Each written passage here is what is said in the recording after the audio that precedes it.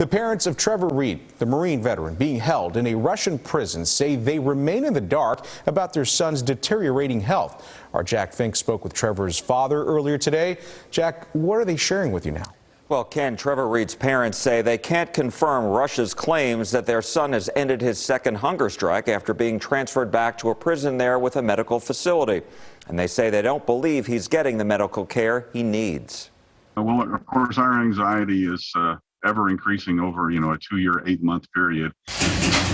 Joey Reed disputes Russia's claims they're providing treatment to their son Trevor in a Russian prison. Reed and his wife Paula, who live in Granbury, are urging Russia to let their son call them at home. They believe their son has tuberculosis because he has the symptoms of coughing up blood and losing his appetite. Left untreated, they worry time is running out. We don't know anything past that. We don't know what's happening. The Reeds had been pressing the White House for a meeting with President Joe Biden. After standing outside where he was set to speak in Fort Worth on March 8th, the president called them and assured him his staff would set up a meeting. Last week, the Reeds staged a protest in front of the White House after they didn't hear. Hours later, they got a call and a meeting with the president. We know the president listened intently to everything we had to say.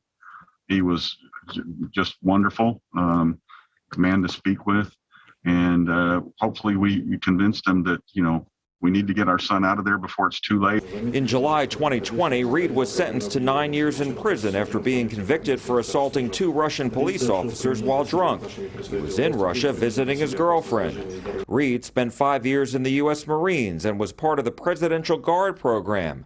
He was stationed at Camp David, where he met President Barack Obama.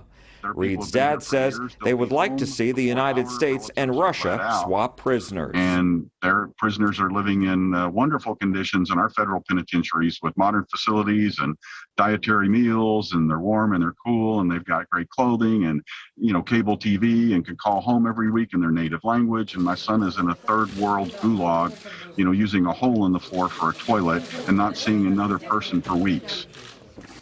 He says Texans and Americans can help by telling others about Trevor's story and emailing the White House to bring their son home. Ken? All right. Thank you very much, Jack. Appreciate that.